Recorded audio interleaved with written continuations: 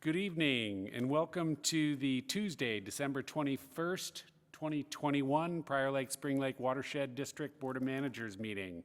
Our first order of business, would you please stand and join us in the Pledge of Allegiance? I pledge allegiance to the flag of the United States of America and to the republic for which it stands, one nation, under God, indivisible, with liberty and justice for all. Thank you. Our next item of business is the public comment, and just since there are individuals in the chambers this evening, is there anybody that would like to speak at the public comment period? Going once, twice, seeing none, then we're going to move on to the approval of the agenda. Look to my colleagues, are there any items, any changes to the agenda? Anybody? Seeing none, Joni, nothing for you either. Okay, I would entertain a motion to approve the agenda. Agenda. Second. Motion and second on the floor. All those in favor say aye. Aye. That motion carries 5-0. Thank you. So the next item is we have a public hearing on the 2022 budget and levy. Joni, you can introduce each one of these items for us? Certainly. Mr. President, managers, back in September, we had a first public hearing to review the preliminary 2022 budget and preliminary tax levy for the Watershed District. And at that time, the managers did approve a resolution that certified the preliminary levy. Subsequent to that, what you have before you is the actual proposed budget, final budget for 2022, and once again, a resolution to certify the 2022 levy. The levy value has not changed from the preliminary certification. So that resolution, which is 21,350, is certifying $246,200 for the general fund and $1,602,735 to implement the watershed management plan. The 2022 budget did have a few slight modifications, and right now resolution 21,349 calls for the general fund to be at $246,200 and the implementation fund to be at $2,190,435. So staff is recommending that the board consider adopting resolution 21,349, approving the 2022 budget, and also adopting resolution 21,350 to certify the final 2022 administrative and metropolitan water management tax levy. Thank you, Joni. Gentlemen, any questions? Do you, Mr. President, do you want to do these separate, the budget and the levy, or do them together? Yeah, let's do these separate. All right. We need to vote on each one separately, so I'm going to see if anybody has any questions. I have a question. Go ahead, Bruce. Mr. Chair, this is a public hearing then? We have to open a public hearing, or is it not a public hearing, I guess? Manager Loney, it is a public meeting. We should open it up. Correct, yes. Okay, I make a motion to open the public hearing. Second. We have motion second to open the public hearing. All those in favor say aye. Aye. Aye. Motion carries 5-0. Thanks, Bruce. Appreciate that. So, since again there are individuals in the chamber, is anybody who would like to speak at the public hearing on our budget here this evening? Going once. Good stuff, though. I was getting a nod of a no in the audience. So going twice, going 3 times. Seeing none, I would entertain a motion to close the public hearing on the budget resolution. So moved. We have motion and second on the floor. All those in favor say aye. Aye. Aye. That motion carries 5-0. Thanks, gents. So now we do end up still having something on a vote. Are there any other questions before or comments? So I want to just, as for the record, as one of the things that we try and do here is make a record. I have an issue just with the number that's in the budget. Nothing underlying in the budget. I believe it's accurate, but I believe the top number incorrectly overstates and double counts some money that we allocated last year to accrue money for both our alum treatments and the upper watershed plan.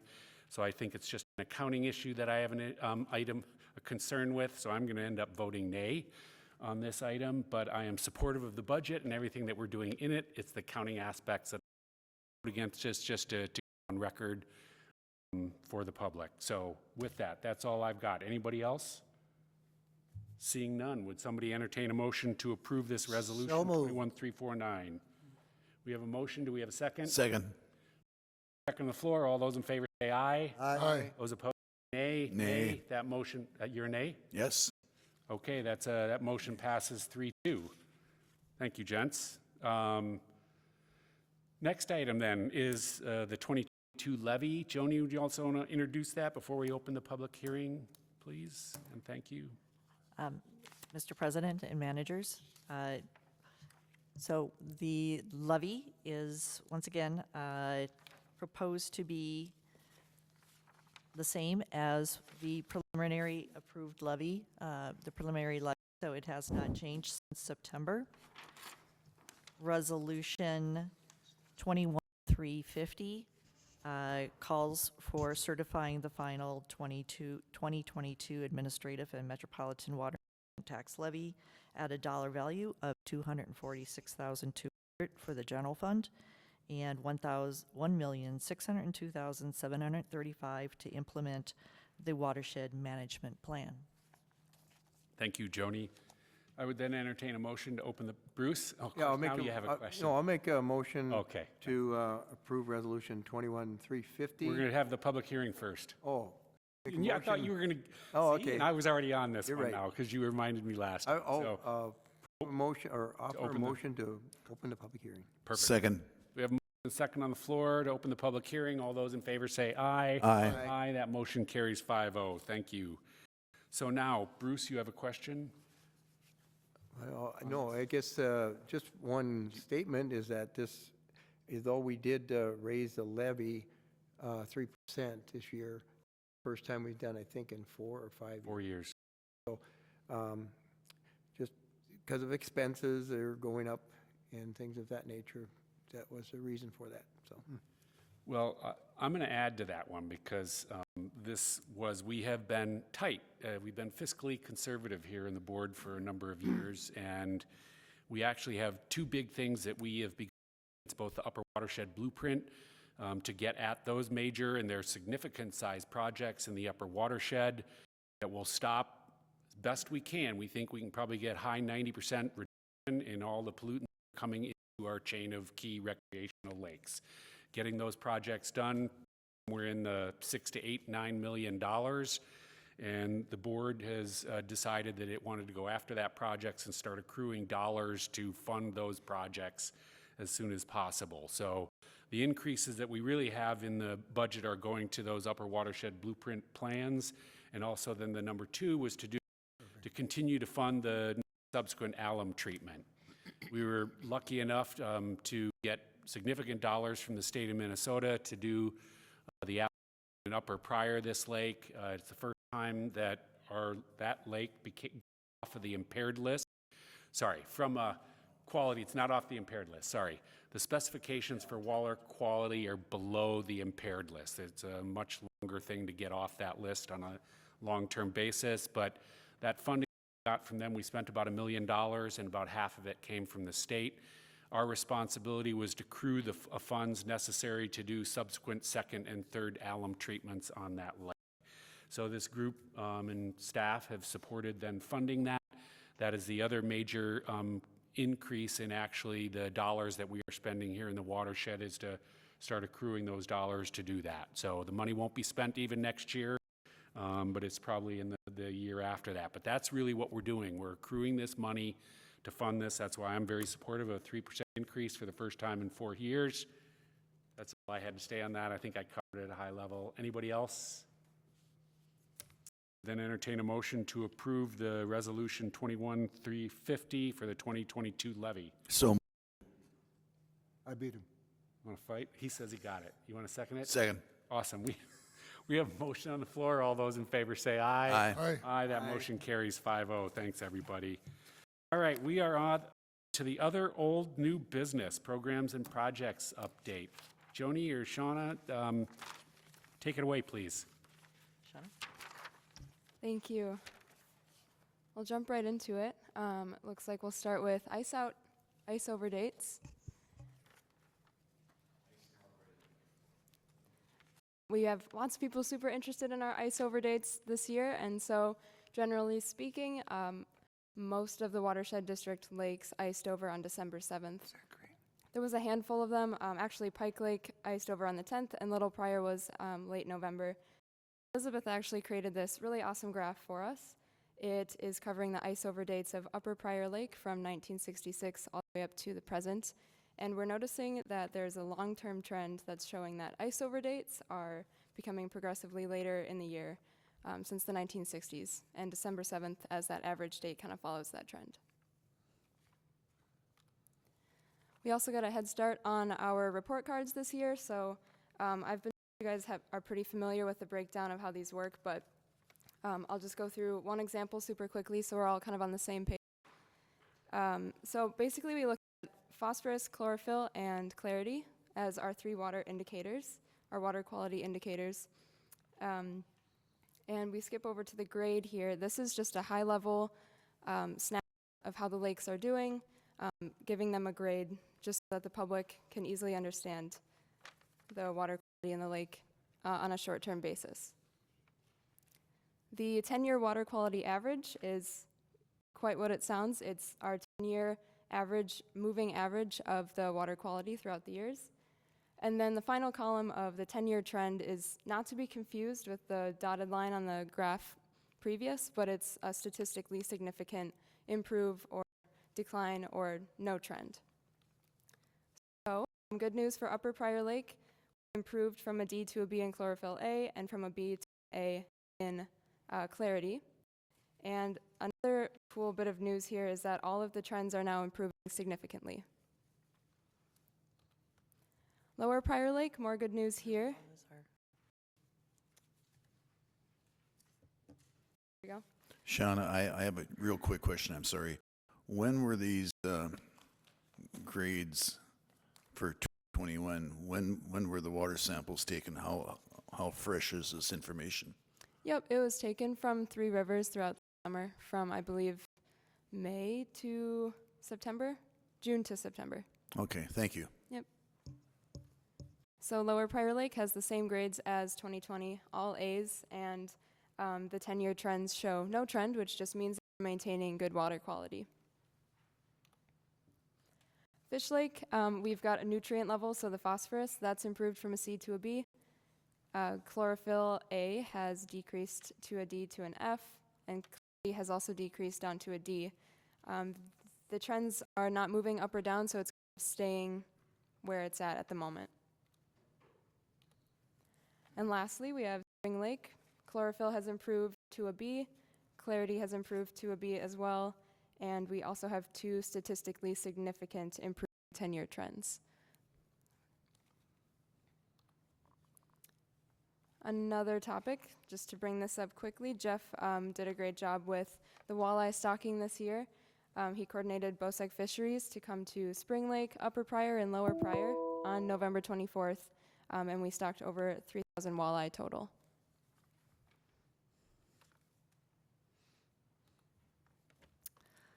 So I'm going to just give you a quick update on where we are with some of our upper watershed projects. So right now we have 4 grants. I shouldn't say upper watershed and also our CART management grants. So we have 4 grants outstanding currently. The one for the 2019 watershed-based funding Metro was originally scheduled from the grant we usually covered from 2019 to 2021. We have received an extension from Bowser to extend that grant out for 1 more year, and the main reason for that was because we were not able to do the Growing Healthy Soils event due to COVID during that time period. So we are planning those events now for 2022, and we have all confidence that we will wrap up all the work for this grant in 2022. The Bowser Water-Based Implementation Fund, Lower Minnesota South Watershed District is progressing. That grant is covering the work that we're doing for the Sutton Lake Iron Enhanced Sand Filter feasibility study, as well as the Buck Lake East feasibility study. We also have a grant out from the Minnesota Department of Natural Resources to help fund the Sutton Lake outlet modification. Once again, that grant covered a period of 2020 to 2021, and we have received an extension from the DNR for one more year. And that's primarily cover some final stabilization work on that project in the spring of 2022. And lastly, we have a 319 grant out by the MPCA that is wrapping up at the end of this year, and that grant is removal of carp and also kind of tracking vegetation responses as it relates to the carp removal. We are anticipating that all of our work to be covered by that grant will be completed by the end of this year. Next. So digging in a little bit more on some of these other projects. So once again, the 2019 watershed-based funding Metro grant is really covering our Spring Lake West feasibility study, the Lower Prior Lake feasibility study. That also helped fund some of the carp removal and, as I said, the Growing Healthy Soils event. So with the Spring Lake West feasibility study, we are in the process of attempting to do landowner contact and outreach, but we still are planning to provide a draft of that report to the Board of Managers in January. The Lower Prior Lake feasibility study is complete and was provided to the managers a couple of months ago. The carp removal activities, once again, will all be complete by the end of this year. And our Growing Healthy Soils event will be two parts. The first part is scheduled for January 13th, and the second one is scheduled for March 8th. Manager Hennis. The attempting landowner contract at Spring Lake West. Now, I know I got this mixed up one time. Are we talking on the east shore bank of 17 or on the west? Manager Hennis, I'll have to admit that whether it's east or west, I couldn't tell you for sure. There is a landowner that we will be talking about for the iron enhanced sand filter, and another owner that we are talking to do as part of this study. There's also a wetland creation. Oh, it's two different landowners. Two different landowners for two different components of the study. Okay. All right, thank you. All right, next, Shawna. In terms of the Water-Based Implementation Fund, Lower Minnesota River Watershed Study, that is covering the Sutton Lake Iron Enhanced Sand Filter Study. And with that, we are assessing, or our engineers are assessing some recent data that we retrieved and may potentially resize that iron enhanced sand filter basin to maximize its expected lifespan. If that assessment determines that a resizing would be beneficial and is proposed, that would then require that we discuss this finding with the landowner. Otherwise, the goal is to provide a final draft of the report, once again, to the managers at the January meeting. For the Buck Lake East Wetland Enhancement Study, there are several kind of preliminary options that we have been developing. We are working to schedule a landowner meeting in early 2022 to discuss this project with the landowners. We need to take some soil samples to help us assess how to best design the final product. And our goal is to finish this feasibility study in the summer of 2022. Once again, for the DNR, our Sutton Lake outlet modification. So the project is substantially complete. And once again, we just need to do some final site stabilization in the spring and summer of 2022 to wrap that project up. And finally, we are we are embarking on the Sutton Lake Management Plan.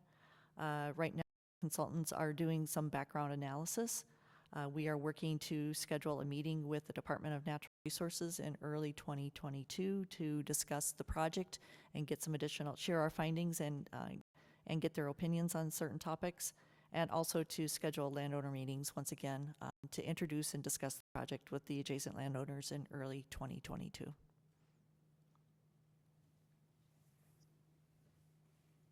Joni, before we leave the upper watershed, can you comment, are there any of those major projects we identified, I think it was correct, I have the number in my little head.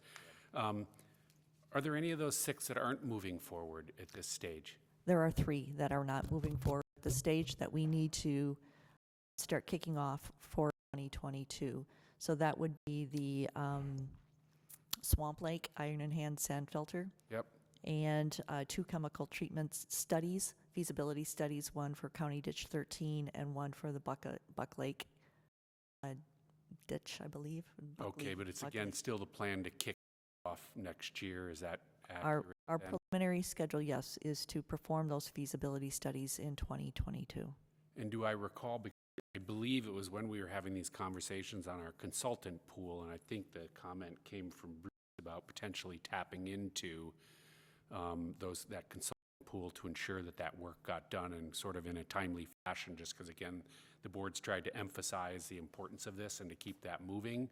Is that something under consideration for those 3 projects that haven't started?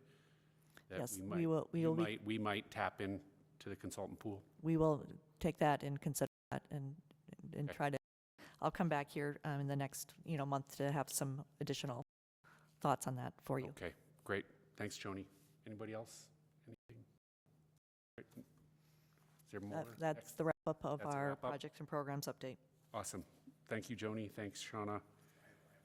Go ahead, Kurt. The Sutton Lake Management Plan, do you mean as to how high we're going to let the water back up and the impact on vegetation, that type thing? I know this might be a Carl question, but.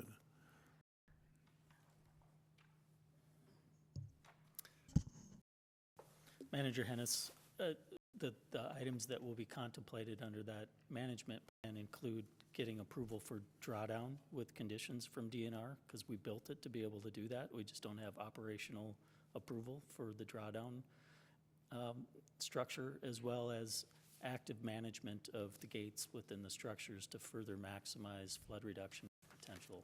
Right now, just passively, leaving it the way it sits and no active management by the district, you're getting that 1 feet of flood reduction on Lower Pryor or on the chain, but we're hoping to maximize it upwards of close to 0.3 feet on, yeah. Thank you. Seeing nobody else, I guess, Joni, we are going to move on to item 4.2, the ILIDS 2021 annual report. And Shauna will kick this off for us. Board of Managers, the Watershed District retained environmental century protection to do our first trial run of the ILIDS this year. Eric Lindberg is with us virtually via Zoom to share some of his findings from Spring Lake boat launch this year. And just so you know, if you have any questions for Eric, I might have to repeat them because the microphone's over here. So I'll get that set up for you. Hello, President and managers. Thank you for allowing me to share some of the results of our efforts with the district this year. I know that it's not as good to be remote as it is to be in person, but with the fever I'm running right now, you probably wouldn't want me there. So we will slug through this. So environmental century protection has been around since 2007 with our first product design. We've grown to nearly 100 installations in that time across Minnesota and Wisconsin. What I want to talk about tonight is how the ILIDS works, share some of the statistics that we gathered, behaviors we noticed with the users at the boat launch, and recommendations after the first year of this project. So obviously, EIS are detrimental. This is a snapshot of Grays Bay on Lake Minnetonka with Eurasian water milfoil growing.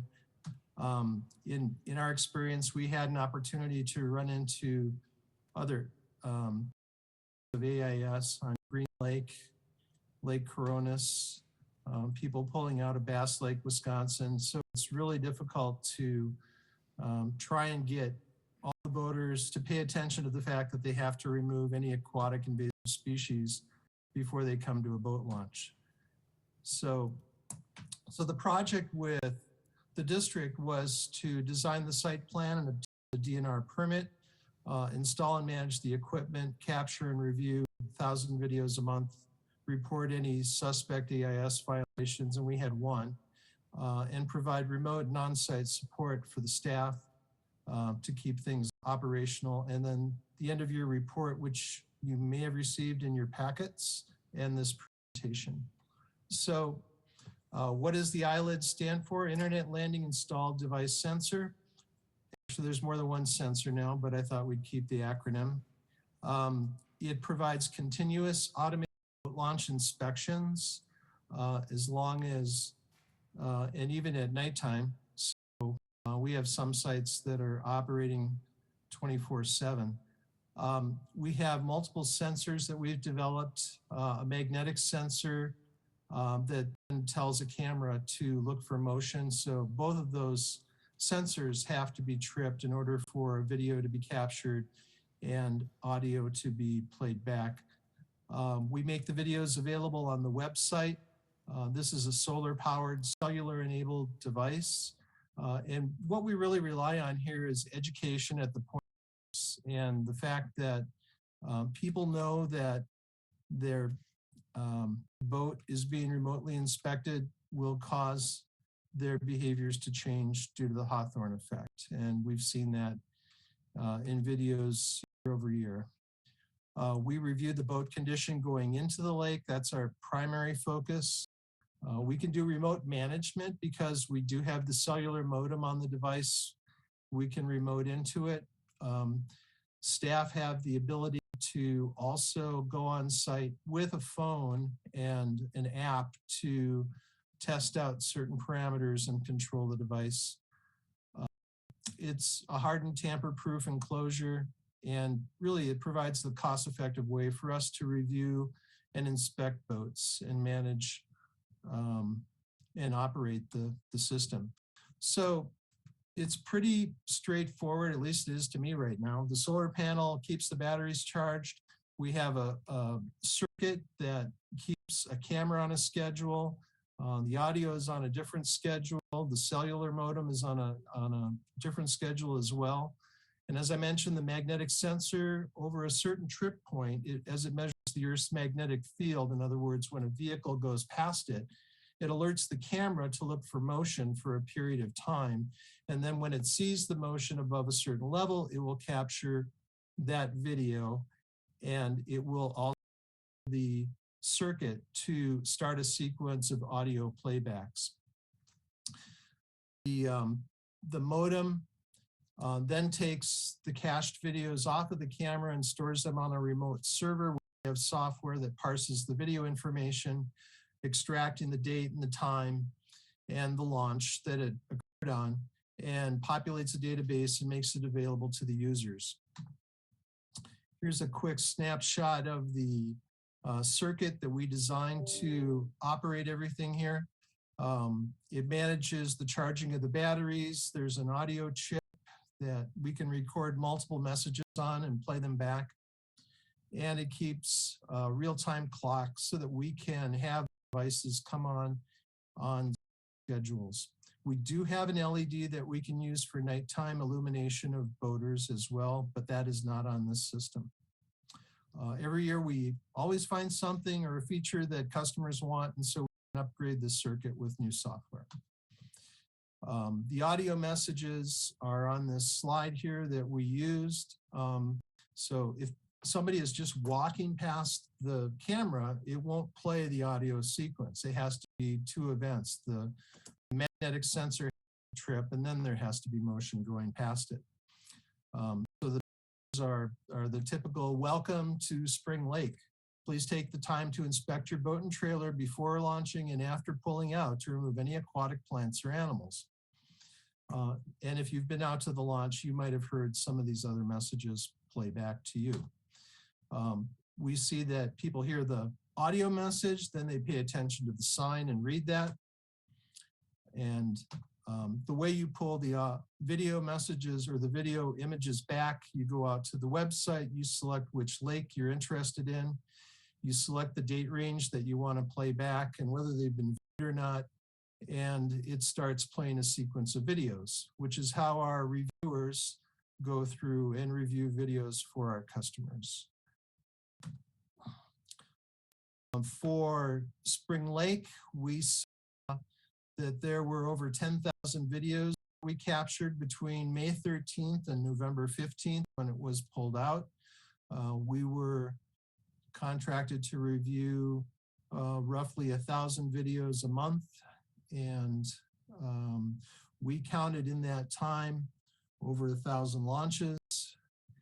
And we say that 20% of the boat launches, 20% of the videos were launches because there's a video when the boat backs into the water, an empty trailer pulls out, empty trailer pulls in, and pulls the boat out. And that counts as one launch.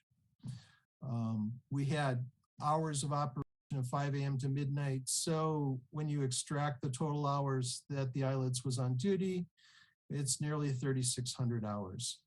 We have a team of reviewers that we rotate through the different lakes. We train them and vet them to make sure they're doing a good job. We compensate them if they see suspect Aas violations. Otherwise, nobody else has access to these videos. Only our authorized reviewers and you folks, the customer, do. So on this report here, I might point out that the total videos captured for this month were nearly 4,000, but we reviewed 1,000 of them. We had the capacity to review all of them, but that was what we were set up to do this year. And we asked the reviewers every week to highlight videos of interest, and there's a pecking order that we're looking for in terms of what's most interesting and next interesting and so forth. So we gather statistics as to, when the peak periods of time are, when the peak periods of month are, and the peak times by day of week. As you can imagine, this is pretty predictable. And then we provide this chart. We actually provide the whole spreadsheet. So if you wanted to slice and dice this or generate some other reports, you certainly could. A lot of customers use this to plan when they are going to have inspectors out at the launch. They don't always know when there might be a peak period, like if there's a bass tournament or something else that might be informally designed.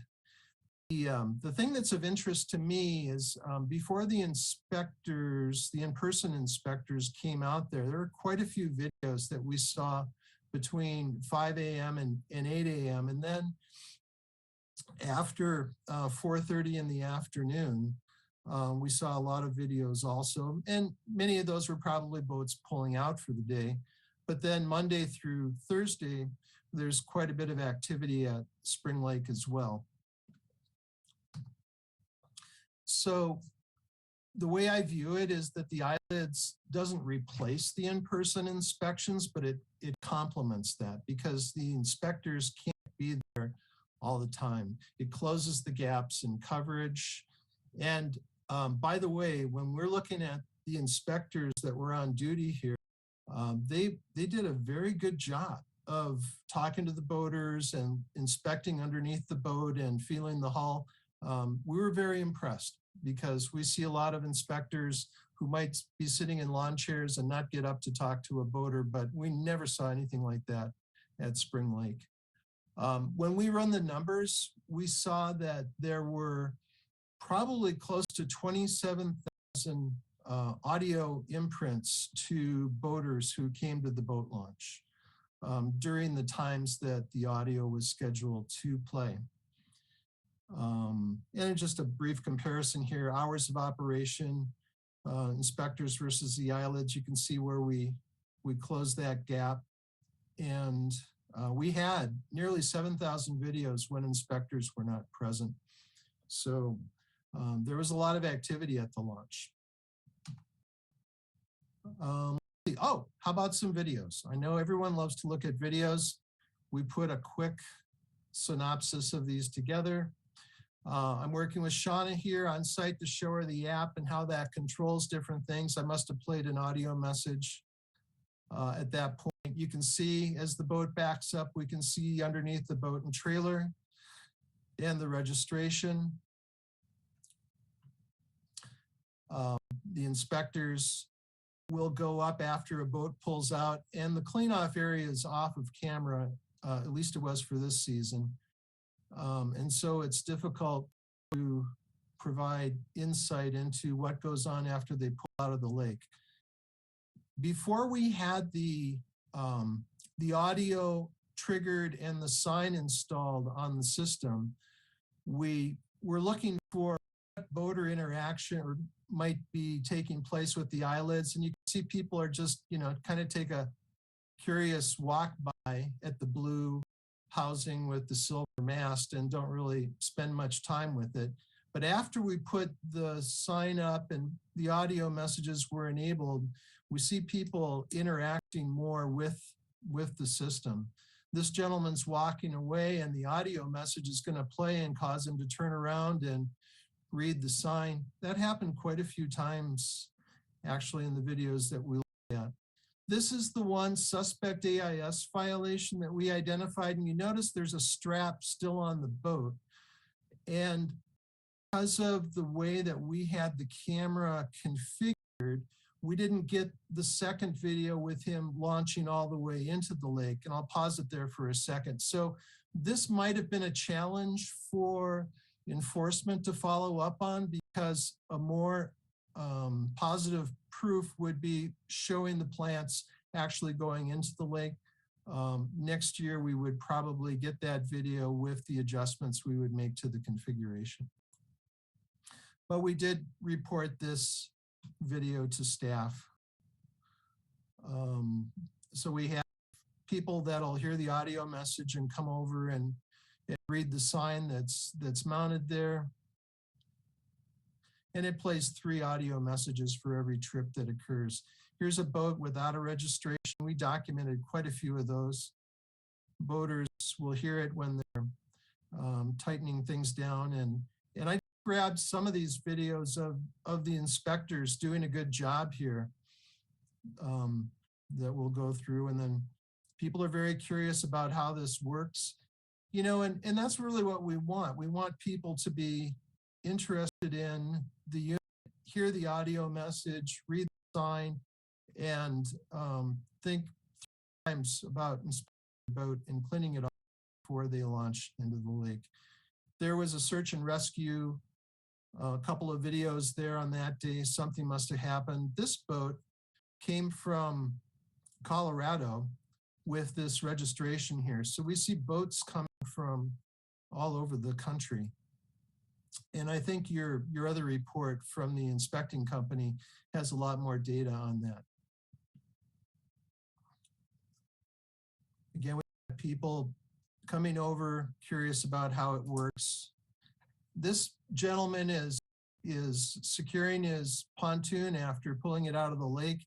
He hears the audio message, looks over, and he bends down to inspect under the boat with his friend there. And that's the kind of response we're looking for.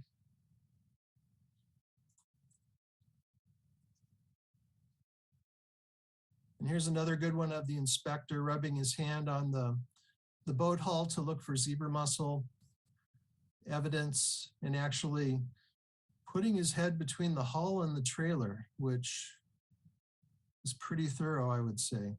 The DNR was at the site launching and we got their attention as well. And that's pretty much it for the season. I could only grab a few videos. Here's staff uninstalling unit for the season on a colder day, I think. So we initially thought we could try and identify if boaters would bring in aquatic plants on boats before we put up a sign and before we started playing the audio. But we didn't see any in the control period, 5/13 to 6/18. We didn't see any boaters bringing in plants to the launch. Few brief glances, but the issue with that is that there were inspectors there at the main sign where the turnaround is at the Spring Lake launch that were already inspecting the boats and delivering the clean off message. But after we did see the boaters interact with the eyelids and inspect their boats, there's a much greater level of interaction as you saw there. So I think one of the main messages that the DNR to have boaters know is that they need to come to the launch with a clean boat. So our focus is really looking to see if any boats are launching into the lake with plants. Then we know if they've been getting the message and if there's a suspect AIS violation. So the DNR gave us a permit to auger in the foundation, but over time the wind will hit the sign and cause it to be loose. Remove the eyelids and show us how unstable it is. All right, that's not good. Thank you, Shauna. So that's a problem because that will cause the magnetic sensor to trip and it'll cause the motion zone to trip and we'll get false positives from that. The solution is pretty straightforward. Put a concrete footing in and stabilize everything. And that would be one of our recommendations for next year. So going on to improvements for next year, I mentioned that the footing should be concrete.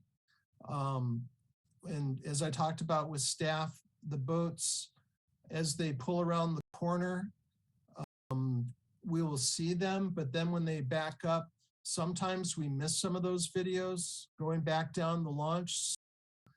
We know that the way to do that is to reduce the delay between video captures and also increase the period that the camera is looking for motion from the magnetic sensor. We're trying to catch both the magnetic sensor and the video sensor, getting as many videos as possible. So I think we could next year.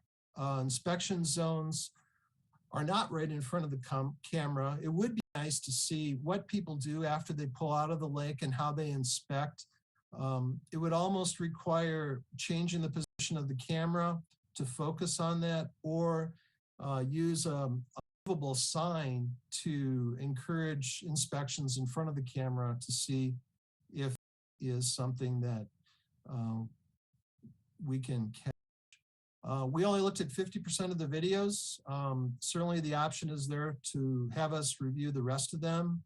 I have ballpark estimates for that, 500. For us reviewing an additional 5,000 videos, it's $500 to $800. We'd have to look at some final estimates on that and give that to staff. To gain enforcement support from the sheriff, as I've done in a number of other venues, I've met with the sheriff, with lake leaders to talk about and show them past Ais violations, which were cited, and ask for their support. And it's really up to them if they want to give it or not. But I think you need to explain what the distinction is between the red light regulation rule for the city of Minneapolis shutting cameras is different than a civil citation for an AIS violation. You could strengthen the level of engagement with boaters by leveraging a QR code or rewarding positive behaviors if they're cleaning off their boat and trailer. We got started in Wisconsin. We did a 2-year project with the DNR and Burnett County Lakes and Rivers there. We put sites on a number of eyelid sites on a number of lakes, and we saw a lot of boaters launching plants, and they didn't have a good law in the books. I worked with the district attorney and the sheriff and the county conservationist to craft a new ordinance, which was enacted in 6 other counties in Wisconsin and caused the state law to be changed. So they handed out warnings in 2007 and citations in 2008. And we saw a significant drop to 0 with the number of boats launching plants there. So the eyelids using the Hawthorne effect provides ongoing video capture and education to boaters. We can tune and improve the video capture and reduce the false positives with the concrete footing. It's inexpensive, $1 an hour for operational cost. And we have a number of customers across Minnesota and Wisconsin. We're willing to work with enforcement for warnings and citations. I know in talking to Christian at the Citizens Advisory Committee. They're very interested in doing whatever they can to help defray future operational this going in. If you folks wanted to talk to any of our customers, I'm certainly willing to share people that you could talk to. So those are my points. Sorry if I was close. Thank you, Eric. We would like to have staff right now then also share their assessment of how the eyelid system and then open it up for questions and comments.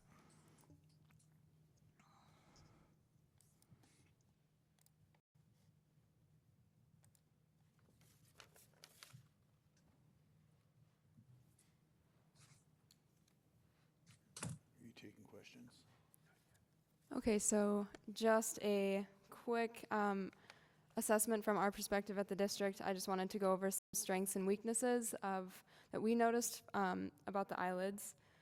So one of the primary strengths of having an eyelids unit is that it can monitor at times beyond boat inspector hours. You get the late nights, the early mornings, weekend, weekdays, holidays. We capture every single launch, which is great. And also it's a education tool. It spreads awareness. We saw lots of videos of pedestrians walking by, listening to that audio and reading the sign. And if you look over to the future improvements part here, next year we're hoping to coordinate with the boat inspectors a little bit more, perhaps have a pamphlet, just an educational, informational pamphlet about what an eyelids is, just to continue that foundation of knowledge among boaters. Some of the drawbacks that we experienced with the eyelids is that the video itself can't capture a 360 image of the trailer or the boat. So you're only seeing that one side. You are seeing underneath, but there is another side that you're missing. So that's just one part of it. And obviously you can't physically remove the AIS if there's no inspector there. You just can follow up with enforcement. Otherwise, there were technical or behavioral nuances that might affect the eyelid's ability to capture the ideal launch video. Eric touched on a lot of this already. A lot of the technical issues with trip points, video length, timing between videos, that can all be fixed. It just takes a little bit of time. So I feel like we worked out a lot of those kinks this summer. And then in addition, behavioral nuances. So depending on how quickly the boater comes around or goes into the water, things like that might affect if we've captured a good video of them. Overall, I think it's a good idea to continue it for next year, just because it will continue to build that knowledge among boaters about the importance of AIS. So now we would open it up for comments. Thanks, Eric. Thanks, Shauna. Kurt, it sounded like you were ready to go, sir. Yeah, I was, Eric, I don't know if you remember me or not. If you were you out there when you first came, we first, was it you that I visited with Lynch and Yes. a couple others? I don't know if you recall, one of the first things I asked about, and we had a kind of a difference of opinion, was the fact that we have to buy the equipment. You've got the proprietary rights to the video pictures, which, as I told you at that time, I got a big problem with. I think if we own the equipment, why can't we just look at the videos? Why do you have to look at the videos other than you want to? No, I think we, So Shauna, can you just synthesize that? I'm having a hard time hearing the audio on your end. I'm sorry. Sure. So my understanding of the question was, why are you watching the videos over us because of who owns the equipment and whatnot? Oh, we encourage our customers to do the video review, absolutely. But for us to be able to manage the ongoing operation of the equipment, we need to check on it regularly. So there's a minimum amount of video review that we do. But if the district wanted to do the balance of the video review, we would welcome that, absolutely. Kurt, I'm going to add Is to there- that, if I may, because we had this conversation back when we were first piloting eyelids, and we made a decision that we did have the option at that time to actually do the review of the videos, but we chose to let their staff do it because we didn't have staff time that we could carve out to go do that. That's my recollection. We had that early on in the process. Well, then the question I got, Eric, is I assume we get charged for the time you spent at scanning over the videos, right? Or not? Or is this part of just the regular charge we get? There was an incremental number of videos that we charged for in the review, worked out to 10 cents a video. And we capped the number of videos that we would review at 1,000 a month. So it turned out there were just over 10,000 videos. So, you know, it works out to about 10 cents a video. And so I think it was $300 for that incremental 3,000 video review. So I guess one of the benefits of that is, you know, getting the integrated information in the report. Our reviewers aren't getting rich off of reviewing all those videos. So we always welcome when customers can find volunteers or staff and review videos and look for violations. So we're completely open. You have one more question then, Kurt? Yeah, I have one more question, Eric. So we can only look at one side of the boat, which is a big problem, obviously. And I don't know, was there ever an option to put another camera station on the other side? And also, well, why don't you answer that first? Yeah, we don't have any sites where we've got a camera on either side of the launch. I think there's scenarios where plants might be adhering to the side of the boat. But for the most part, where we see the plants is dangling from the axle, dangling from wiring under the trailer. So we think that we get a pretty good view from one side, especially when you look at the whole video of the boat pulling around and then backing up. But again, that's one aspect of it. And I think Shauna hit on it, is the primary benefit of this tool is education and, you know, instilling in the boater that, you know, there's some monitoring going on right now, even though there's no inspector here. So do the right thing. One more question, Eric. One of the issues when we started this was the fact that you wouldn't give us the option to lease for 1 year to try it out. You said either you buy it or we're gone. Is that right? Does my memory serve me right on that? Well, yeah, we don't lease the units. So the contract has an option in there where we would acquire the equipment back, and is in essence turning it into a lease.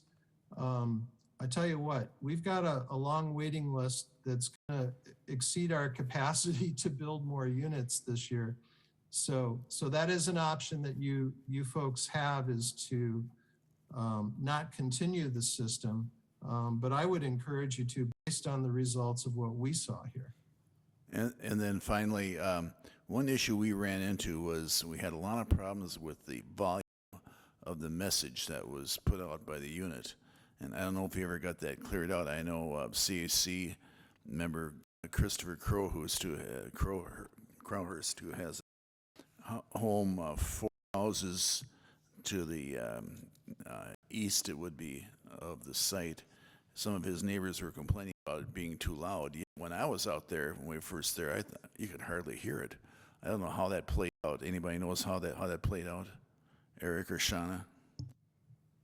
From my experience, it kind of depended on the wind. Honestly, we did tweak with the volume a few times, and it seemed to hit a sweet spot by the end of the summer. So we'll start the next spring. I mean, if the volume isn't high enough, we're defeating the purpose, but we have it there for us. So, and I don't know how vehement the neighbors were complaining to Christopher, and now we should probably talk to him about that again. Thank you. Steve, did I understand? You're up next, Steve. Eric, quick question. Why is the county sheriff the lead enforcement agency and not the DNR? Shauna, can you repeat that question? Sure. So why is the sheriff the main enforcement rather than the DNR? The DNR can be the enforcement arm, and for a number of customers in Minnesota and Wisconsin, they are. I think it all depends on the jurisdiction. Sometimes it's like the sheriff's offices are more oriented towards trying to jump in and provide follow-up because they have recreation officers that are assigned to lakes, and they can, with the handful of violations they might get for a particular site, actually it's more like one or two, it's not a big ask to have them follow up on that. But I just as easily work with conservation officers as well. So I would say pursue both paths. Thank you. Bruce, you're next. Yeah, this might be more of a question for staff, but we budget a certain amount of money for eyelids next year. What exactly are the expenses that, is there a Shauna, can you license we have repeat to the buy, question? or what is it? I couldn't hear the question. I'm sorry. It's probably more, Eric, probably more for staff. We budget a certain dollar amount for next year for eyelid program. And what are those expenses, the major expenses?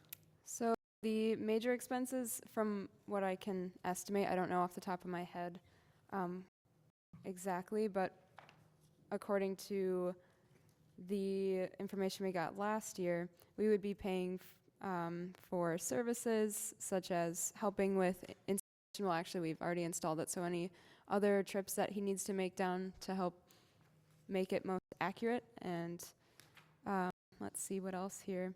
Just video review and monthly networking costs for Verizon and things like that, and any reporting that's done. Yeah. So it's looking like a few $100s, but I can get you more Yeah, I was detailed just curious, information. is there some ongoing maintenance and operation Well, costs and licensing? Yeah, there is a monthly cost associated with running the eyelids camera that includes remote management, tweaking of the configurations, capturing the videos, storing them on the remote server, making the images available on the website.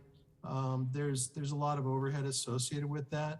So I think the annual operational costs that we had this past year were about $3,600 for the eyelid system, which is why I quoted it as about $1 an hour to operate, because we had about 3,600 hours of operation. Okay, thank you. Frank, did you have any? So my question might be to Eric. Eric, how did our results or what you saw happening at our facility compare with what you've seen elsewhere?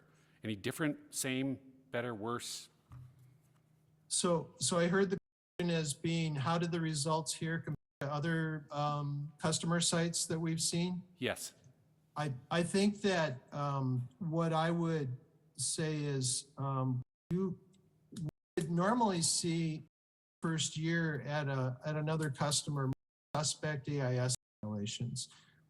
We were kind of surprised to only see that one. The volume of videos was probably about in line with what we expected. I think that there's a lot of consistency between what we see with the audio message grabbing people's attention and having them read the sign.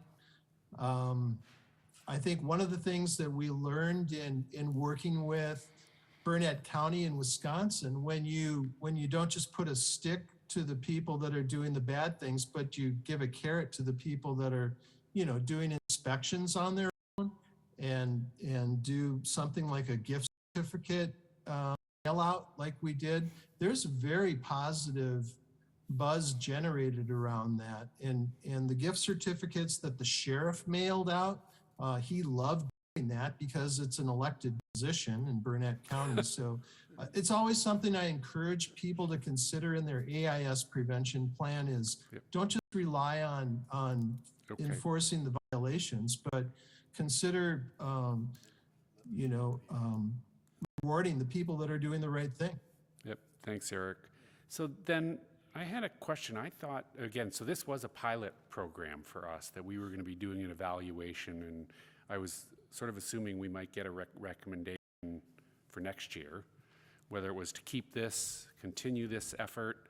I haven't seen it quite as definitive as that, so I would both ask that and also confirm whether there was an expansion of this effort, if it was so useful, if it's considered useful by staff. So I'll ask that first, sort of a two-part question. Sir, Manager Weiser, originally we were going to include a ask for authorization to move forward for next year, but in consultation with our CAC members, a representative who's here tonight listening to this presentation, they really wanted to listen to this presentation and digest what they heard and debrief with staff before we went ahead with a recommendation. So that was the reason for the delay, but that recommendation will be coming forward soon. Perfect. Okay, because my second part was going to be a CAC recommendation. I thought that we were expecting that. Now I understand how or why this unfolded this way. So I think that was it. It sounded like there's some potential improvements, even if that's so being on just mapping this out to dovetail with the actual inspections that we do, and the timing of that, and interesting to hear that we have fewer AIS suspected violations. So thank you. Anybody else? Anything? Kurt? Just real quick, Eric, if you get out this way sometime, why don't you come in and see us? You know, we only had one or two meetings with you when we were out there on the site, but it'd be good to see you again if you get out this way, okay? I'm sorry, Shauna, the audio broke up on me. Can you? Here, Sean, let Shauna repeat it then. Maybe it's your mic. It could be your mic, Kurt. Mr. Hennis is to stop on by and say hello next time you're down Prior Lake. I would love to. I'd like to get outside of this this bug that I got right now, and I would prefer to have been with you people in person tonight. So sorry it has to be over Zoom. Great, thanks. We'd end up having one more item. Frank? A question more than anything else. Mr. Chair, staff, is it possible, we've had a pretty comprehensive report here, had a kind of a guest zoom in on us. We've got a comprehensive paper report. The CAC is going to review this matter. We encourage them to do that sooner rather than later so we can bring this back and not have to go through the entire report again. It's been fascinating. Oh, yes. Don't get me wrong. Agreed. But just that's why I thought it was going to do that first. They were going to get it and get a recommendation to us. But anyway, it was fun to learn about this. Thank you. So, thank you. Makes sense. I'm supportive of that. So Manager Boyles, I will reach out to the CAC members and figure out how quickly we can turn this around. Awesome. All right, now we're on to 4.3, our the actual watercraft inspections for 2020 report.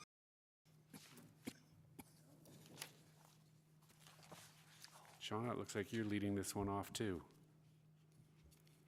Yes, so this year the Watershed District retained waterfront restorations for our boat inspections, and they are here to give us a little rundown of their findings this year on Spring Lake, Upper, and Fish Lake. Give me just 1 second here to pull up the PowerPoint, or maybe I can scroll through here if that's easier.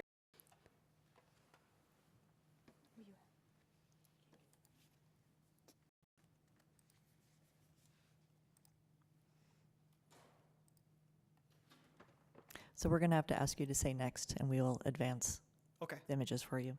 that's fine. Is my mic coming through okay? Mm-hmm.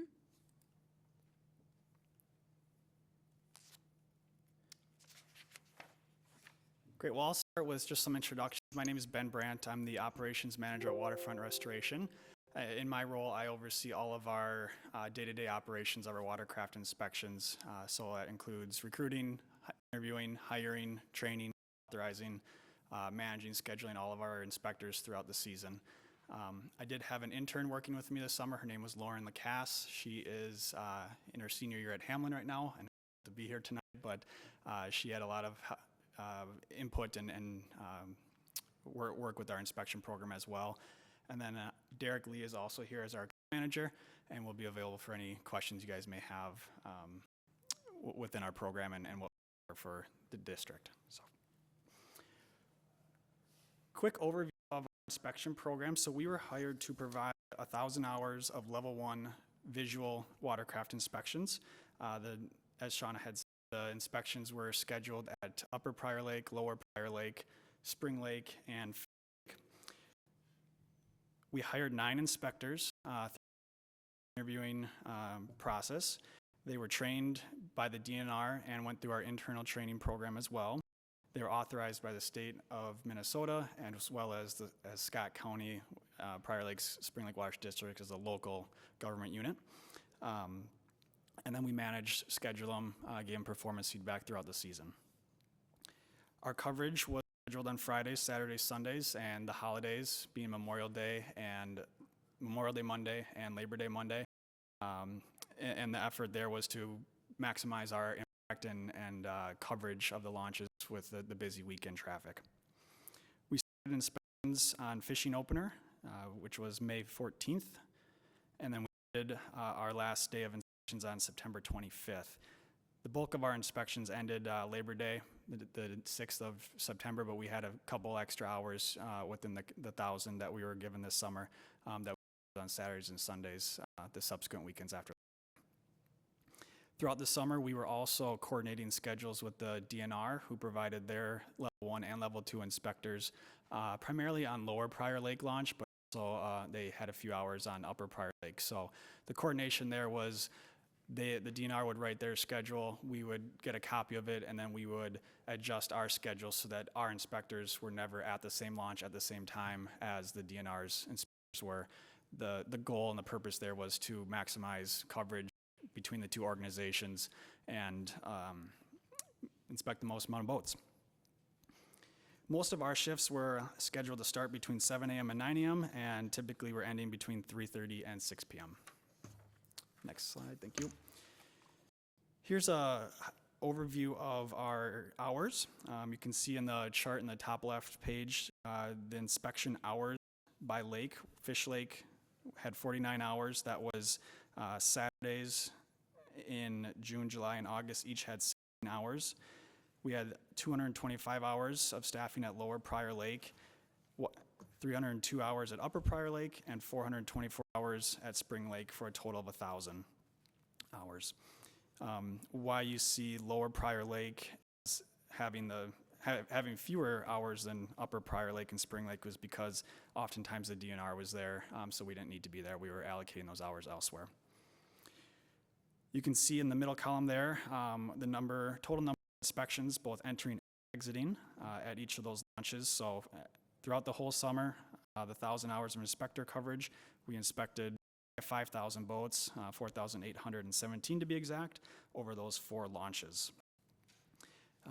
3,136 of those those inspections were entering, 1,670 of them were exiting inspections. We inspected 9 lifts, and the primary duty of the inspector there is to make sure that the lift has been out of the water for 21 days for the legal dry time requirements. And then we also conducted 2 courtesy inspections, which in most cases, it's someone that is going to a fishing tournament and needs documentation or proof of an inspection before they arrive at the tournament. All in all, we had a rate of 8 inspections per hour of coverage. And then the pie chart to the right is just a breakdown of inspections by launch. So Lower Prior Lake, even though it did have the 225 hours, still had 36% of all the district conducted. These 2 pie charts are a recap of the type of watercraft that we are inspecting. So the pie chart to the left will show you that 41% of all of the inspections we conducted were on fishing boats, 31% were on runabouts or ski boats without ballast tanks, equal split of 10% for personal watercraft jet skis and pontoons. And then the one from an AAS risk standpoint that's worth calling out there is 6% of the inspections were wakeboard boats or boats with ballast tanks, which are higher likelihood to be transporting zebra mussels or other AIS in there if all the water isn't drained out of those ballast tanks. The pie chart to the right is a representation from all surveys completed of the time out of water before entering. Relevance to AIS here is that watercraft that are out of water for 5 days or longer are scientifically proven or more likely to have any AIS that is killed or dried to the point where it would not survive if it ends up in another body of water. So 76% of the traffic going into the district's launches during our inspections had been out of the water for greater than the 5 days. The highest risk boats that are jumping from one lake to the next is represented in that light blue sliver of the pie. So 5% had been out of the water for less than 24 hours, which is a higher likelihood of a fresh vegetation or a zebra mussel or something that would survive going from one body of the water to the next.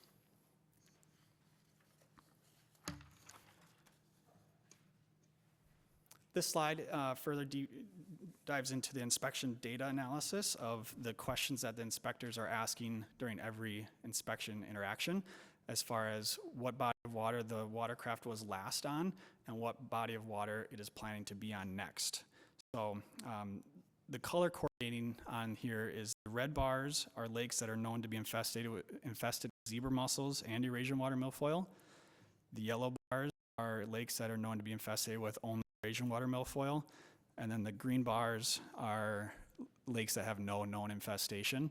And why this is important is because oftentimes AIS is transported from one body of the water to the next with boats. And so the one to highlight here is that you see Upper Pryor, Lower Pryor Lake being the highest quantity of watercraft traffic going from it and to it.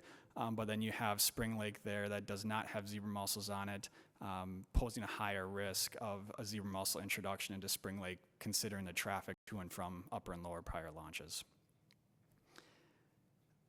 The other one, just past Spring Lake, the first green bar you see there is Schneider Lake in Scott County. Has no known infestation, and we did have 31 watercraft that were planning next. Doesn't necessarily mean that they were going there next from Lower Pryor Lake, Upper Pryor Lake, or Minnetonka, but the total of those three red bars is about 545 examples that could be risk of transporting zebra mussel or Eurasian water milfoil.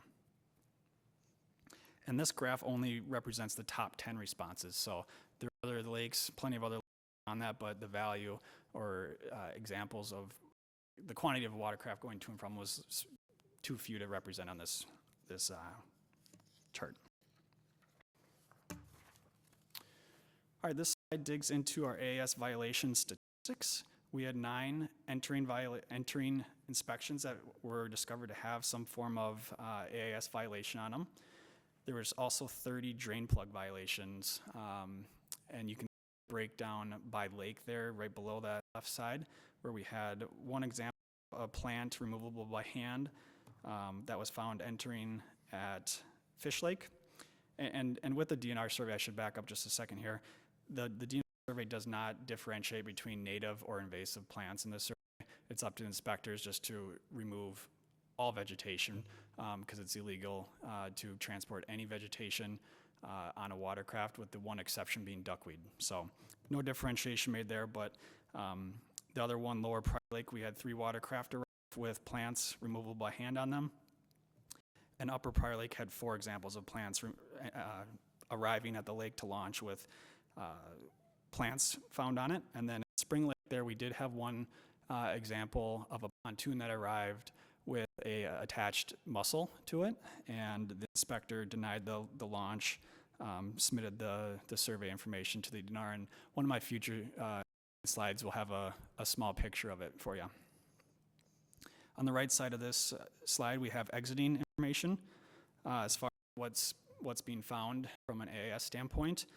we had 104 exiting watercraft that were found to have at least one plant, mud, water, animal on it, either the watercraft, the trailer, or the equipment.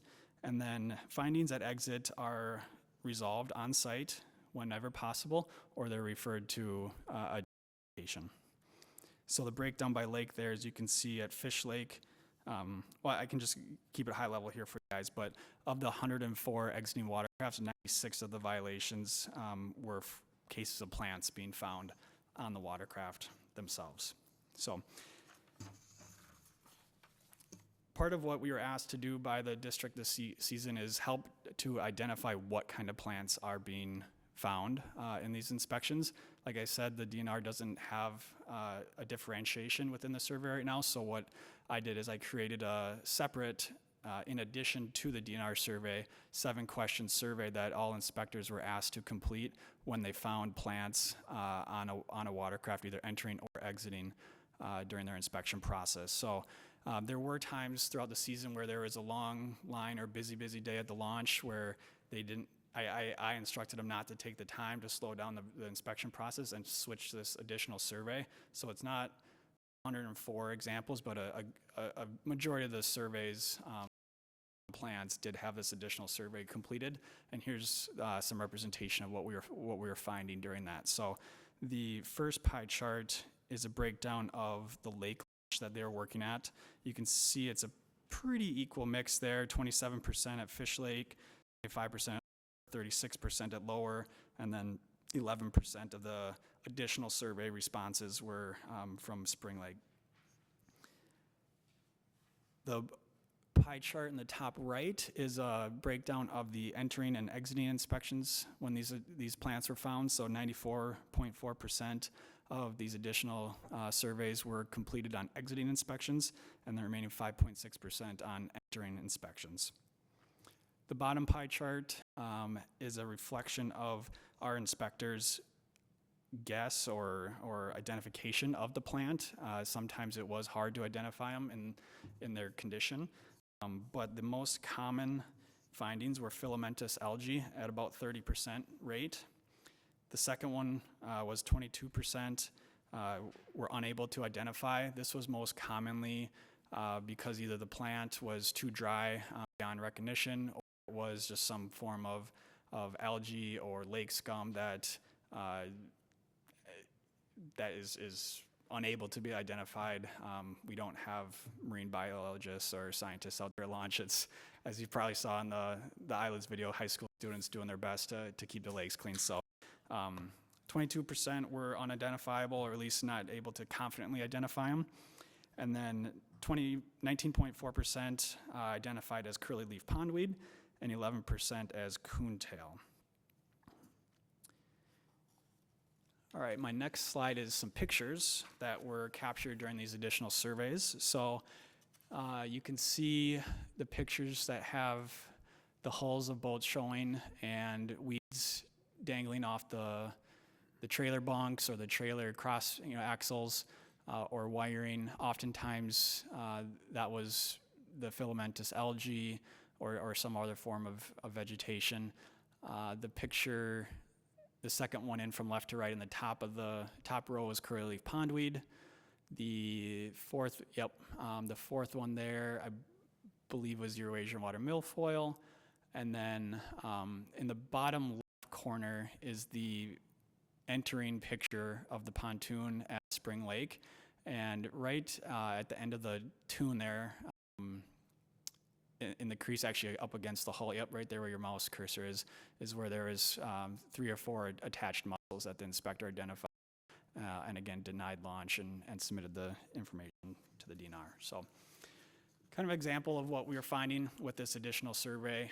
We as a company had never done this before, and it was a really good exercise for us to interact with our inspectors on and hopefully provide you guys some valuable insight into the plants that we're seeing coming in and out of the lakes since it is such a high percentage of those violations. A couple more slides here. I did take what I could gather from the data and put a blend together. And so these numbers include what we provided for inspections as a contractor, plus what the DNR submitted with their inspectors. So thought that gave a little bit more of a holistic review for you guys to see. But I would really highlight partnership and coordination with the DNR and how it had a significantly positive impact on our launch coverage this year, where we were able to double our coverage basically on the prior lake launches because of it. So from a total year summary, in 2019, we as a contractor were staffing Spring Lake only for 385 hours, and then a different contractor provided 900 hours of coverage in 2020 across the district, and then we were providing the 1,000 hours of coverage this year. But as far as totals go, 5,308 inspections were conducted in 2019. There was almost a 20% increase in 2020, so we were over 6,000 inspections combined. And again, that year was busy the way it was with COVID and everyone being encouraged to boat as a safe pandemic activity. And then this year we saw a 36% increase from last year. So 8,667 inspections conducted between us as the contractor and the DNR's inspectors. And the other really important thing to highlight here with the partnership of the DNR's inspectors is that gave a level 2 inspector with a decontamination trailer present within the district, primarily on that lower Prior Lake launch. They did some on Upper Prior, but for us it was also important that we gave our inspectors insight to where the DNR inspectors were located each day, so that when they did have boats coming off that needed decon, they could refer them or direct them right to where that decon trailer would be located in our scheduling.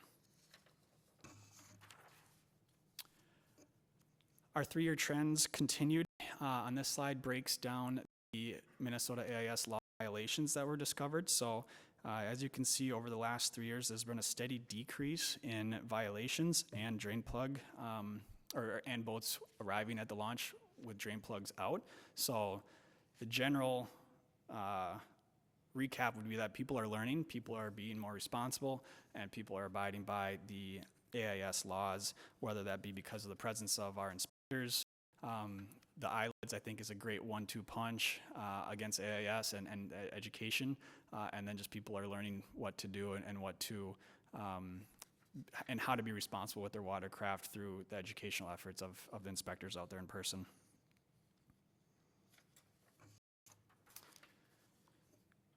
Couple recommendations is just to continue with at least the same level of coverage and consider potentially more weekday coverage throughout the season. We were exclusively there on weekends, which included Fridays and the holidays.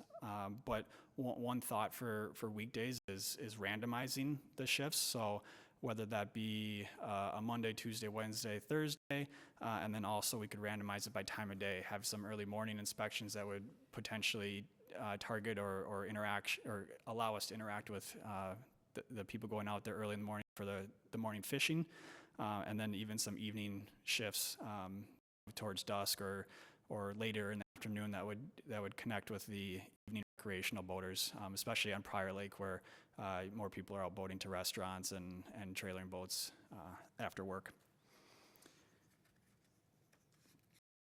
And then my last point here was to continue to provide and refresh additional AIS material handouts that inspectors can hand out to boaters. I know Shauna and Jamie and I have already talked about some ILIDs informational material at Spring Lake that we can give to inspectors. I thought it was really cool to see the videos of people turning their heads or looking back at the ILIDs based off the audio cue, but our inspectors would be more than capable of handing out material or doing more to educate them in person on the ILIDs. One thing we've talked about as well is bait bucket law stickers or postcards to help educate anglers on not taking water off the lakes, even if it's keeping their bait alive. And then a couple other things. The district did provide some drain plug wrenches this year, which were helpful and could be a good cause and effect with the decrease in drain plug violations. And then I've shared an example with the staff, but there's some waterproof topographic lake maps that are well received by the public as they show the topography of the lake, the hazards, the marked buoy locations, as well as AAS information and promotion throughout the handout. So lastly, I just wanted to thank you for trusting Waterfront to recruit staff, train, and manage our team of dedicated inspectors to help protect the Prior Lake Spring Lake Watershed District lakes this season. I thought it was a success, and be glad to take any questions you guys might have. Great. Thanks, Brent. That report was awesome. Yeah. Easy to read. Love the graphics. It tells a story by itself also and supportive. So, and you guys cut through a whole lot of data in there. Even more than a bit of a data geek like me might have. But anyway, I thought it was very well done, sir. My only real comment is to my colleague, because I know that we've embarked on this effort. It's what's the cost? And I know in previous years we haven't found a violation that would have been at risk. And part of what we did it for was for the one that we got this year, Spring Lake, zebra mussels, and knock on wood, it's still not there yet. I'm living with the consequences of it gumming up my lifts. I've got a screw lift by Flow, and the zebra mussels are in there, and and you can't get them out. You can't clean them. They're horrible. And that's not even boats and motors and all this stuff. It's a serious issue. You cut yourself up, so it looks like we may have saved. We've been part of. Hopefully, can knock on wood. But anyway, that's why we do it. The reduction is good. It's great that you've noted that as well. That we may be having an impact as folks are getting to understand that we're going to check your boats out. So you might as well do it and speed up the process. So I think it's great. So thank you. Nice job, and thanks everybody to the roles we played in this. One real quick question. Do you foresee the rates being about the same next summer as they were last summer from you guys? The part with the rates, and Derek may be able to elaborate a little bit more than I can, but a lot of it's recruiting costs and the cost of labor. It was a challenging labor. You're talking about our rates to district, right?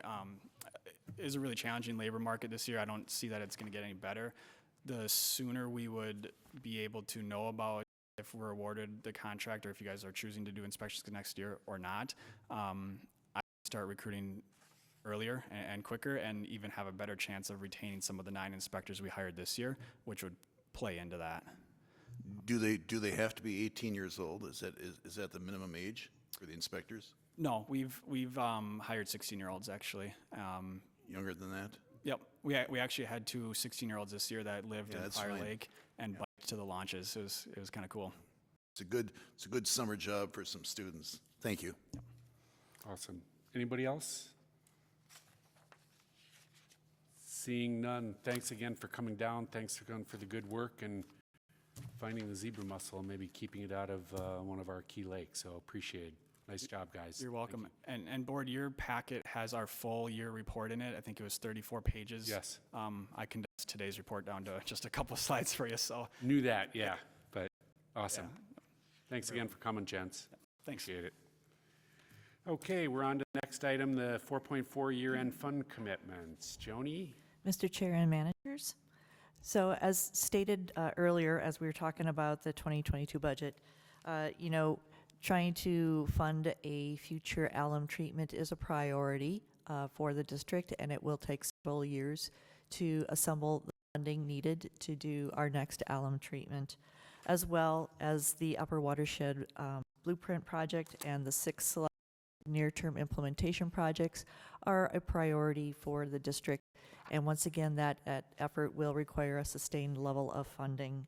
So at the end of 2021, well, let me say, in our 2021 budget, we had a line item of $230,000 to start funding our next alum treatment. And now at this point in the year, what we would like to do is to make an official commitment of those funds to the treatment of alum, and so that this commitment will say that we can only use those funds for alum. With the Upper Watershed Blueprint, our 2020 budget included approximately $235,000, At the end of the year, we still have about $190,000 unexpended of that budget. So once again, in order to ensure that that money is being used on the district's priority of upper watershed projects, the request here is to commit that $190,000 specifically for use in upper watershed projects moving forward. So when the district does make a commitment of funds like this with a resolution, those funds, if the district chooses to use them for a different purpose, another resolution needs to be enacted to decommit the funds in the future. So that's just for your information. So staff is recommending the board approval of Resolution 21-351 for the alum internal loading fund balance commitment. Staff is also asking for board approval of Resolution 21-352 for the upper watershed blueprint fund balance commitment. The 21-351 is for $230,000. Resolution 21-352 is for $190,000. Thanks, Joni. Anybody questions, Bruce? Yeah, one question or comment maybe.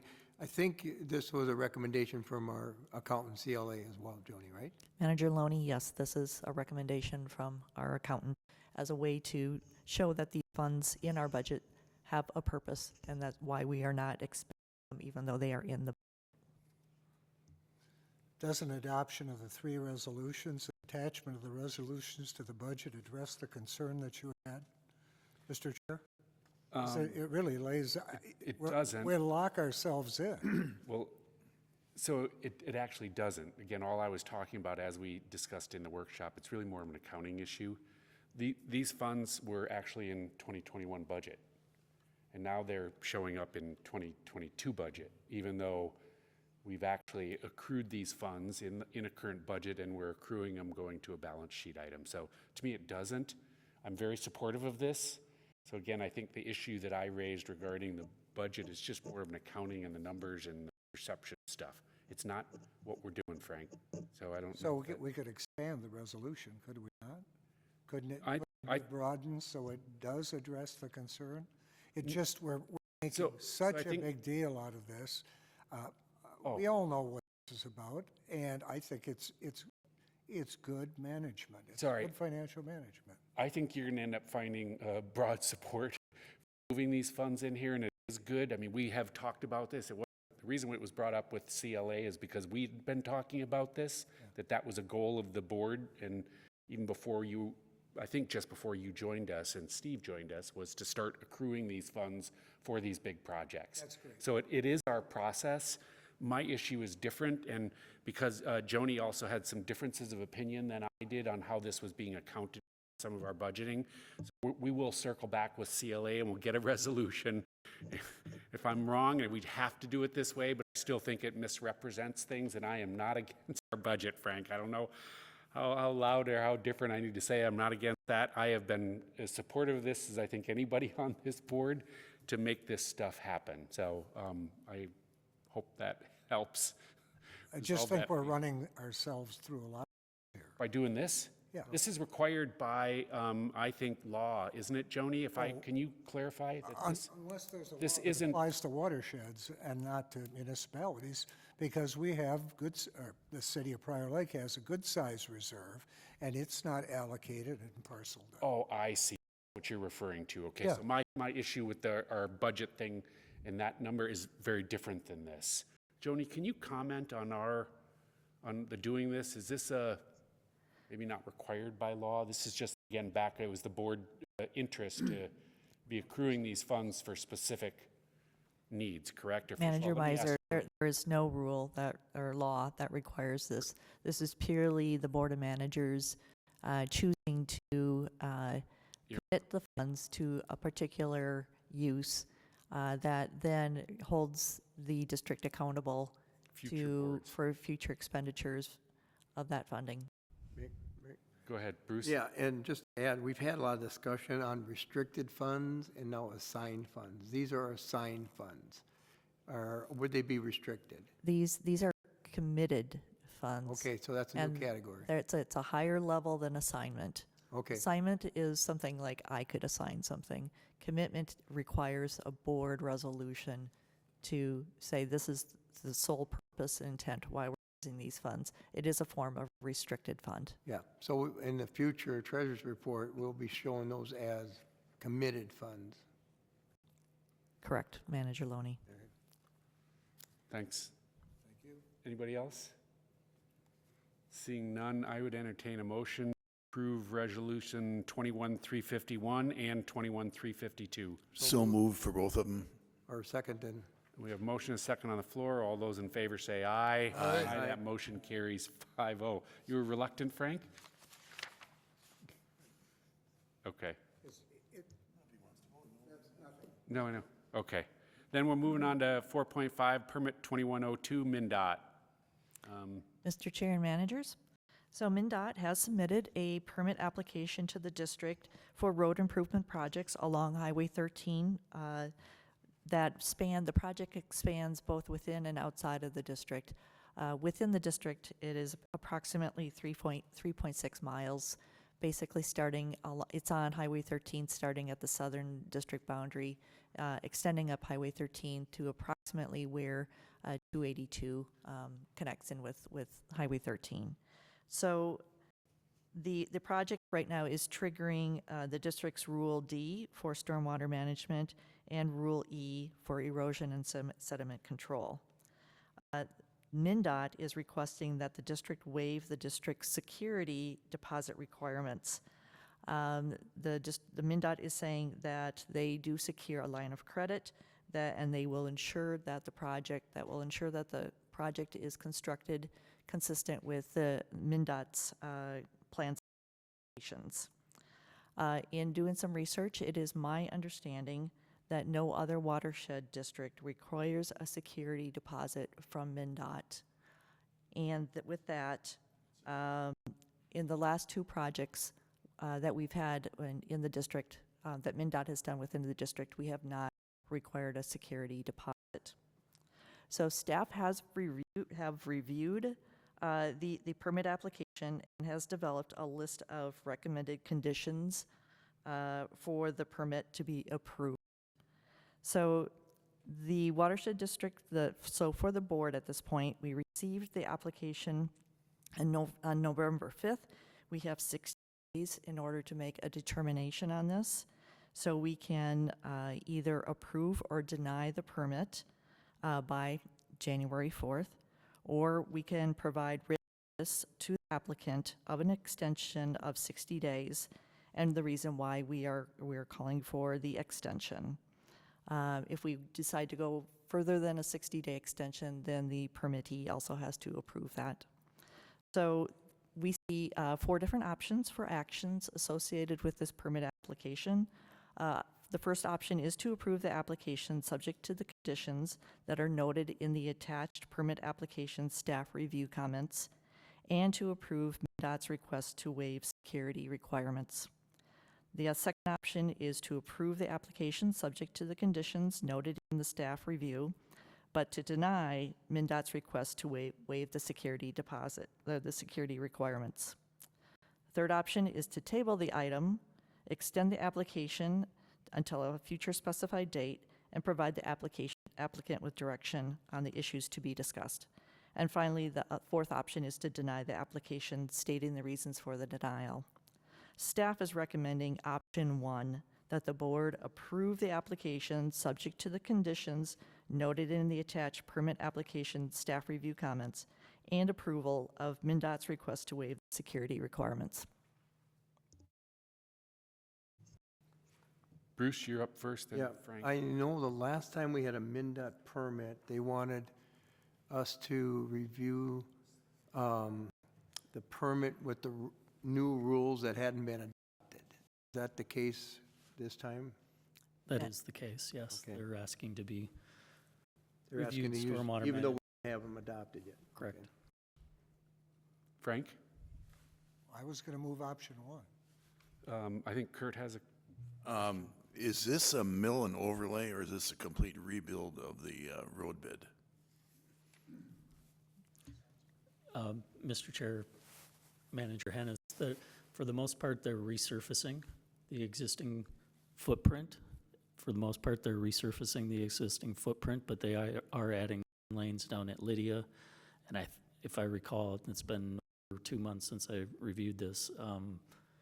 I think that there is one up at 282 as well. But so they, subject under the proposed rule to provide stormwater management for the net increase in impervious surface, the entirety of the reconstruction project, and proposing to put an infiltration basin down at Lydia, where 13 kind of bows to the east, and there's that straight line road that kind of curves off and goes right down into Lydia.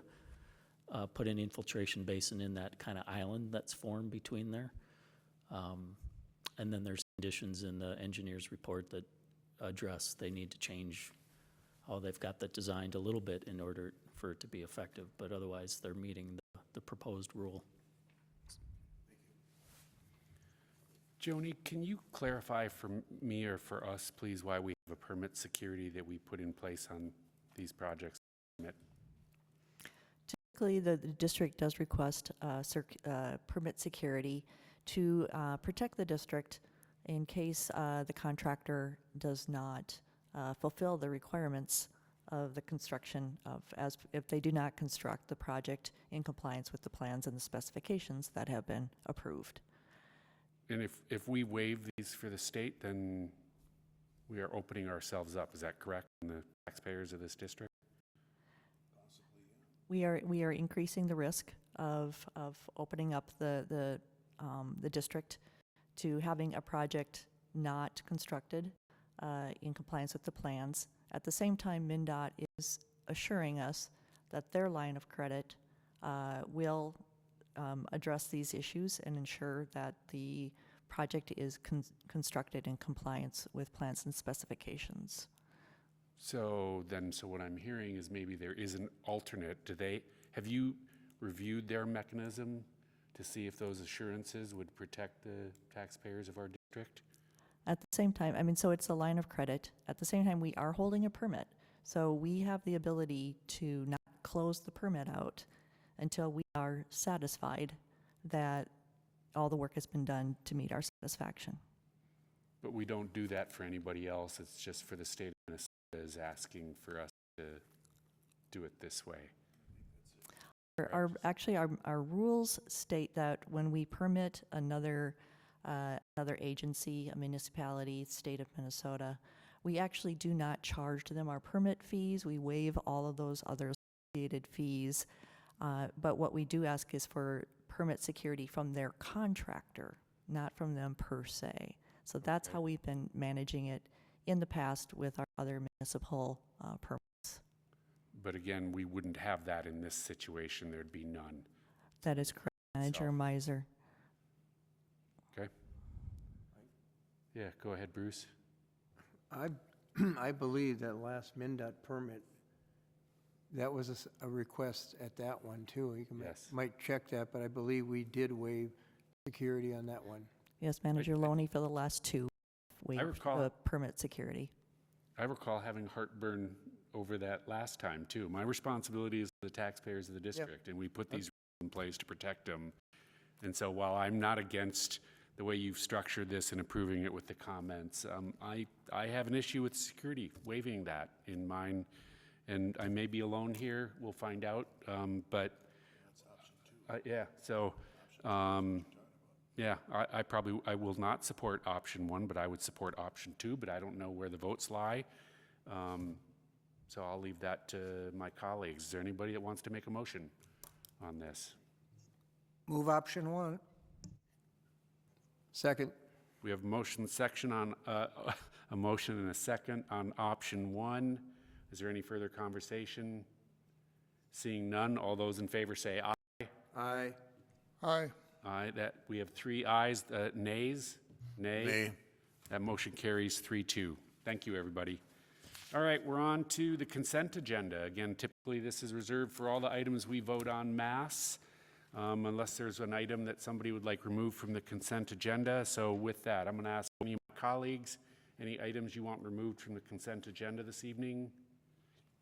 Seeing none. Frank, question? Move it, but just a question on the way we put together the minutes. Thank you very much. That's green now. I